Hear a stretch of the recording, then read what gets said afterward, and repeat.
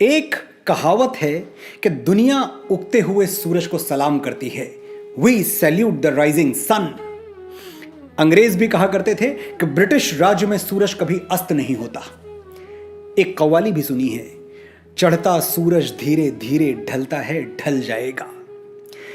ऐसा लगता है जैसे सूरज का ढलना कमजोरी का प्रतीक है, कोई गलत बात है, खराब बात है, अशुभ है। यूरोप और अरब के देशों में ऐसा मानते होंगे, हम भारतवासी नहीं मानते। हम डूबते हुए सूरज को भी पूछते हैं।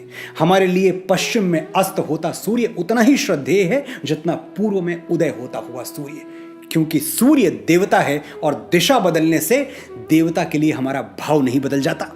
बड़ी बात है सूरज का सूरज होना, तेजो राशि जगत पते होना, सृष्टि और जीवन का आधार होना। सूरज हूं, जिंदगी की रमक छोड़ जाऊंगा, मैं डूब भी गया तो शफक छोड़ जाऊंगा। हर साल दीपावली के 6वें दिन, तिथियों की भाषा में कहूं तो कार्तिक शुक्ल पक्ष की 6वीं तिथि को 30 करोड़ भारतवासी अस्त होते हुए सूर्य देवता के आगे नतमस्तक हो जाते हैं और अगले दिन 7वीं तिथि को उगते हुए सूर्य को अर्घ्य देते हैं। भारत की नस नस में बसा हुआ यह त्योहार छठ पूजा कहलाता है और दुनिया भर में मनाए जाने वाले बड़े से बड़े त्योहार का संगीत फीका पड़ जाता है जब यूपी, बिहार, झारखंड की माताएं अपने बेटे बेटियों की लंबी उम्र की कामना करते हुए एक स्वर में गा उठती हैं कि कांचे ही बांस के बहंगिया, बहंगी लचकत जाए, होई न बलम जी कहरियां, बहंगी घाटे पहुंचाए। मैं समझता हूं इतना करुण, इतना संवेदनशील, इतना मन को छू लेने वाला, इतना माटी से जुड़ा हुआ और इतना भावना से भरा हुआ गीत शायद ही कोई दूसरा हो। छठ माता कौन हैं, इसके बारे में अलग अलग धारणाएं हैं। पुराणों में नवरात्रि में पूजी जाने वाली मां कात्यायनी को ही छठ माता कहा जाता है। सनातन धर्म में उन्हें भगवान ब्रह्मा की मानस पुत्री माना गया है। मानस पुत्री यानी वो बेटी जिसके जन्म में शरीर की कोई भूमिका ना हो, मन से मन का मिलन हुआ, तरंगे टकराई, ब्रेन की एनर्जीज मिल गई और संतान का जन्म हो गया। हॉलीवुड की साइंस फिक्शन फिल्मों में म्यूटेंट्स का जन्म ऐसे ही होता है, हम विश्वास भी कर लेते हैं, लेकिन हजारों साल पहले वेदों पुराणों में लिखी गई ये बातें हमको अविश्वसनीय लगती हैं, कोरी कल्पना लगती हैं। एक बार ठहर के सोचिएगा कि आगे बढ़ने की अंधी दौड़ में हम कितना पीछे जा चुके हैं। अपने सच को झूठ मानते हैं और दूसरों के झूठ को सच। मैं एक ऐसे युवा भारत का सपना देखता हूं जो दिन भर इसरो में बैठ के अंतरिक्ष में रॉकेट्स भेजे, लेकिन रात को सोने से पहले श्रीमद् भगवत गीता के 2 पन्ने पढ़ के ही आंखें बंद करे। मॉडर्न होने का मतलब मूर्ख होना नहीं है। और विश्वास मानिए, अगर हम अपने रीति रिवाजों से, अपनी संस्कृति से, अपने ग्रंथों से, अपने पूर्वजों से कट गए तो हम में और खूंटे से बंधे हुए एक जानवर में कोई अंतर बाकी नहीं रह जाएगा। हम पशु होकर संतुष्ट हैं या प्रभु होने की यात्रा पर निकलना चाहते हैं, यह निर्णय हमें आज लेना होगा, अभी लेना होगा, वरना बहुत देर हो जाएगी। वापस लौटते हैं छठ पूजा की ओर। यह पूजा पहली बार कब शुरू हुई थी ठीक नहीं कहा जा सकता, लेकिन ऐसे उल्लेख मिलते हैं कि महाभारत काल में द्रौपदी छठ माता की पूजा किया करती थी। बिहार का एक जिला है भागलपुर, महाभारत काल में इसे अंग देश के नाम से जाना जाता था और इसके राजा थे सूर्यपुत्र कर्ण, अंगराज कर्ण। कर्ण भी छठ पूजा किया करते थे, ऐसा पढ़ने में आया है। अब कर्ण तो थे ही सूर्य के पुत्र, तो सूर्य उपासना और पिता की उपासना कर्ण के लिए दोनों का एक ही अर्थ था। कहते हैं उस दिन कुरुक्षेत्र में जब अर्जुन के तीरों से बिंधकर कर्ण वीर गति को प्राप्त हुए तो आकाश पर चमकता हुआ सूर्य रो पड़ा। अपने पुत्र की मृत्यु सूर्यदेव सहन नहीं कर पाए। फिरे आकाश से सूर्यान सारे, नतानन देवता नभ से सिधारे, छिपे आदित्य होकर आर्द्र घन में, उदासी छा गई सारे भुवन में। ये था कर्ण और सूर्य का संबंध, लेकिन हम भी सूर्य को पिता ही मानते हैं और इस नाते हमारे अंदर भी एक कर्ण सांस ले रहा है। मैं और आप भी कर्ण की ही छाया हैं। छठ पूजा पे जब हम सूर्य को अपना प्रणाम निवेदित करते हैं तो ये आदर सिर्फ एक भक्त भगवान को नहीं दे रहा, एक पुत्र अपने पिता को भी दे रहा है। इसलिए छठ पूजा सिर्फ एक उत्सव नहीं है, हजारों वर्ष पुराने एक संबंध की मौन घोषणा भी है। ये दुनिया जान ले कि हर भारतवासी सूर्य के संतान है। हम सूरज की तरह तपना भी जानते हैं और सूरज की तरह चमकना भी जानते हैं। दुनिया की ऐसी कोई ताकत नहीं जो सूरज को फूंक मार के बुझा सके। जब कहीं कुछ नहीं था तब भी हम थे, और जब कहीं कुछ नहीं होगा तब भी हम होंगे। मैं मुंबई में रहता हूं और मेरे जैसे लाखों उत्तर भारतीय यहां रहते हैं। हर साल जैसे जैसे छठ पूजा नजदीक आती जाती है, मैं देखता हूं कि मुंबई में उत्तर भारतीय कम हो रहे हैं। मुंबई उत्तर भारतीयों से खाली हो रही है।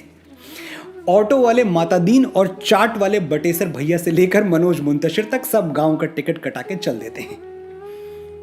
और क्यों चल देते हैं?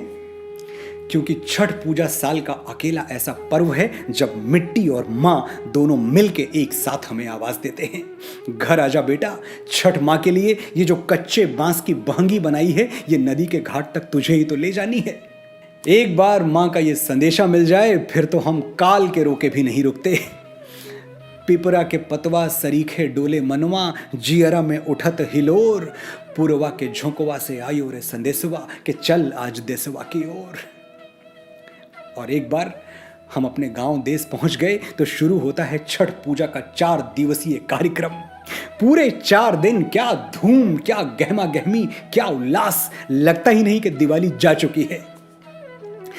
क्या होता है इन 4 दिनों में, ये उनको बताने की जरूरत नहीं है जो आज भी अपनी जड़ों से जुड़े हुए हैं।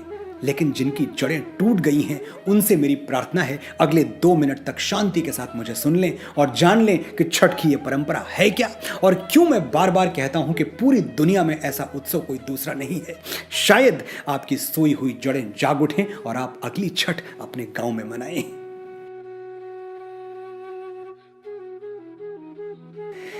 छठ का पहला दिन, इसे कहते हैं नहाए खाए।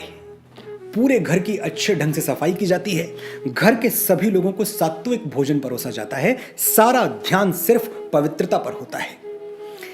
छठ के दूसरे दिन लोग साफ किए हुए चौके बर्तन से छठ का प्रसाद बनाते हैं। छठ का प्रसाद सुनते ही अगर आपके मुंह में पानी आ गया तो आपका कोई दोष नहीं है, मेरा भी यही हाल है। ठेकुआ, अब क्या बताएं ठेकुआ क्या होता है और कैसा होता है। मैदे और बेसन में गुड़ मिलाकर ठेकुआ बनता है और उसका स्वाद देवराज इंद्र के स्वर्ग भोज में भी नहीं आएगा, यह बात मैं विश्वास के साथ कह सकता हूं। ठेकुआ जितना खस्ता बने उतना अच्छा। मेरे बहुत सारे ऐसे दोस्त हैं जो एक ठेकुआ के लिए 56 प्रकार के व्यंजन छोड़ सकते हैं। ठेकुआ बनाने के बाद शाम को एक विशेष पकवान बनाया जाता है जिसे लौकी दाल कहते हैं। अब देश के अलग अलग भागों में इस लौकी दाल का रंग रूप बदल जाता है। कहीं यह लौकी दाल है तो कहीं गुड़ वाली खीर यानी बखीर। तो जम के लौकी दाल खाओ और अगले दिन के निर्जल व्रत के लिए तैयार हो जाओ। पूरे दिन पानी की एक बूंद भी नहीं मिलने वाली। ये जो निर्जला व्रत का दिन है यही छठ का मुख्य दिन होता है। दिन भर पानी के दर्शन नहीं होते, होंठ रेगिस्तान की तरह सूख जाते हैं और इन्हीं सूखे हुए होंठों से अपने बेटे बेटियों के लिए माएं ऐसे ऐसे गीत गाती हैं कि आंखें भीग के गंगा जमुना हो जाएं। पहले पहल हम कैनी छठी मैया व्रत त्योहार, करिहा क्षमा छठी मैया भूल चूक गलती हमार। सबके बलकवा के दीहा छठी मैया ममता दुलार, पिया के सनैहा बनैहा मैया देहा सुखसार। ये गीत छठ का व्रत रखने वाली एक ऐसी महिला गा रही है जो व्रत तो है पर व्रत के सारे नियम कानून नहीं जानती। वो भोलेपन से अनजाने में हुई भूल चूक के लिए छठ मैया से माफी मांग रही है और छठ मैया उसे माफ भी कर देंगी, क्योंकि इस त्योहार में श्रद्धा रखने वाले के लिए कोई कर्म कांड नहीं होता, ना कोई मंत्र, ना कोई पूजा पद्धति, ना कोई पुरोहित, ना कोई यज्ञ हवन। जिसे पूजा पाठ कुछ भी ना आता हो, यह त्योहार उसके लिए भी है। फिर नदी या पोखर के किनारे मिट्टी की बेदी बनाकर उस पर आटे से चौका पूरा जाता है। बेदी के चारों कोनों पर ताजा गन्ने या ऊख के पौधे को गाड़ दिया जाता है। देखिए ये है वो पौधा, एक अंश है, एक हिस्सा है उसका, पर है ये ऊख गन्ना। अब इस गन्ने पर साड़ी, गमछा या धोती डाल दी जाती है और बेदी के पास बैठकर महिलाएं अपने मधुर स्वर में छठ के गीत गाती हैं। भोजपुरी, मगही, मैथिली, अंगिका, विज्जिका जैसी ठेठ लोक भाषा में रचे गए गीत ही छठ पूजन का मंत्र हैं। और जिस श्रद्धा, जिस आस्था के साथ छठ का निर्जल व्रत कर रही महिलाएं इन गीतों को गाती हैं, मुझे नहीं लगता कि छठ के दिन इन गीतों की शक्ति वैदिक मंत्रों से कोई कम होती होगी।